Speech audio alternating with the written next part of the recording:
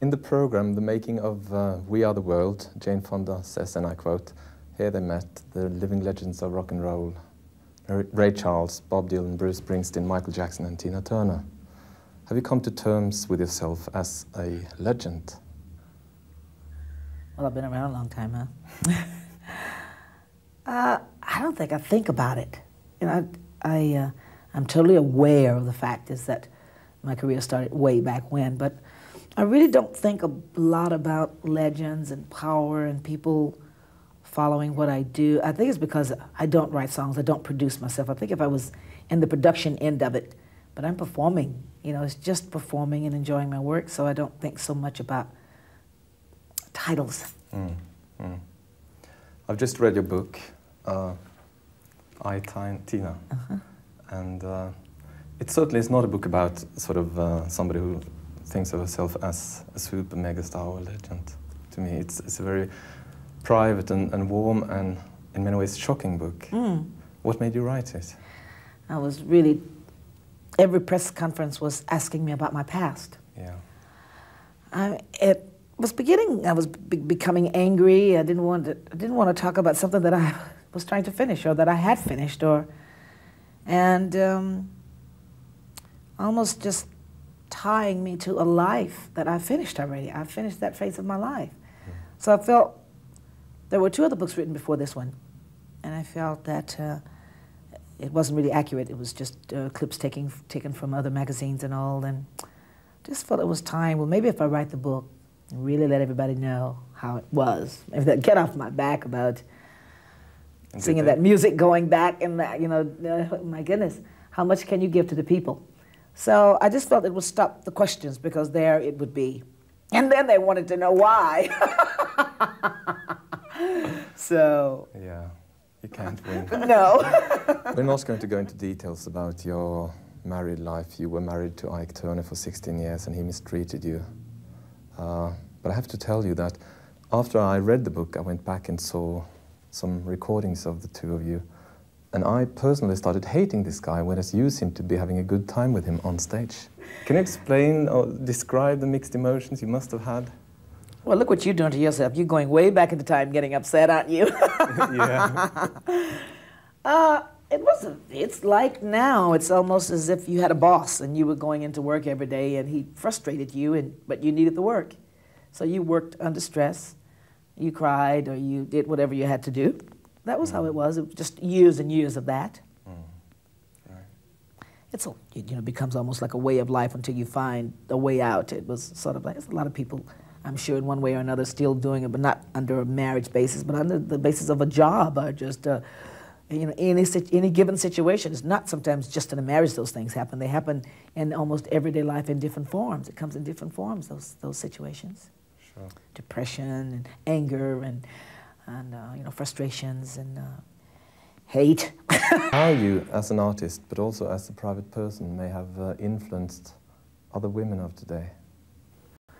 Well, let's see, now what do I think about that? I don't do a lot of thinking about influencing people and all of that, you know. I think I don't do a lot of thinking about it because my basic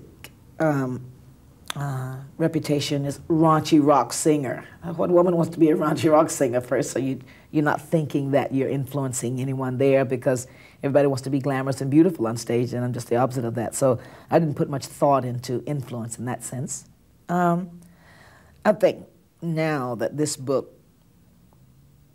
said to the people, well, here's another one that's going through the same problems you are, this is what she did.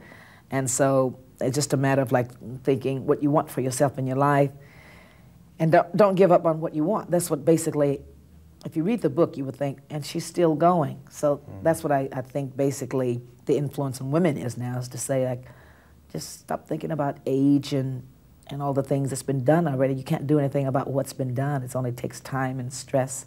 Just get out and start your life and try to still enjoy it. So I think that's the influence from the book. Yeah, that's you as a private person, but even as a stage performer, you are unique, and you always have been. But without you, there couldn't have been like a person like Janis Joplin, I think, because you sort of broke the rules all the time. I mean, you are warm, sexy, and rough, but you are not sort of playing on the feminine part of yourself. No, I'm just a real natural person. You know, I don't really get caught up in a lot of things that bother other people.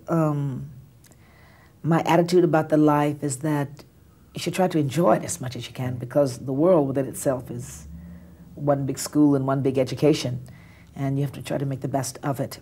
I went through my times in my life, and when I'm on the stage, I'm working. I'm trying to give I'm thinking things like, I was standing on stage.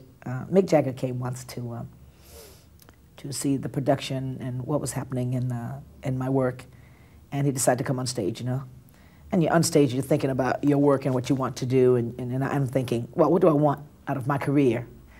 And I said, well, I want to pack the football stadiums like Bowie and like Jagger and like these people, right? Springsteen. And so if you're going to think that, you're not thinking so much about what other women thinking of you. You're thinking of like where you want to go with your career. And when Mick walked on stage, we were in a very sort of remote place in America, and we thought, well, maybe they might not know what's happening because, I mean, it's not billed Mick Jagger, blah, blah, blah.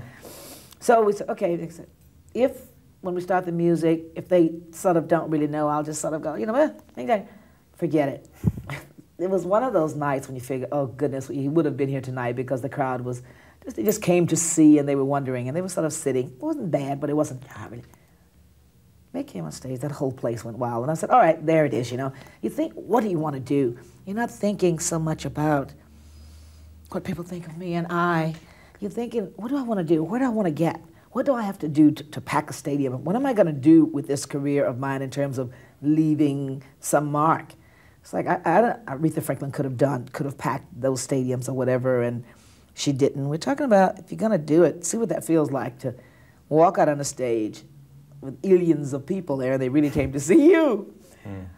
I get just a rush from that, from singing all those years and seeing the other guys do it and then wondering then what it would be like, you know? So I don't think about I, the woman, and what the other women think about me. I'm thinking about where I'm going and what I want to do.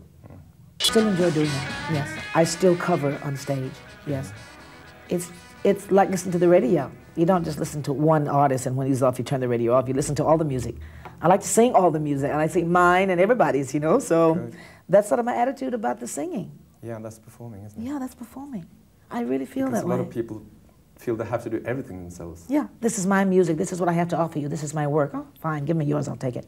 And great, because I like to sing. I like to sing other people's work. You know, you don't get a chance to record it because they're keeping it for themselves. Fine, if they could give it to me, I'd love to sing it. But since they don't, then I just go on stage and do it. Yeah, like also, let's stay together, and even back to Proud Mary, you made it your song. Yeah. You made Proud Mary your song, even though it was huge. It just became a style. I wasn't a recording artist, so to speak. I didn't write my own hits. I covered, and people liked it, and people still do like it and still expect it a bit, you know. It's just that, I guess when you get at a certain place in the world, society is like, once you start getting hit albums and all, they sort of like, not the proper thing to do is to cover, you know. And Christ, I'm saying, but the people don't care. You know, they want it, they want to hear it, they want to see it, you know. Yeah. Yeah, I don't worry about a lot of things that people do worry about.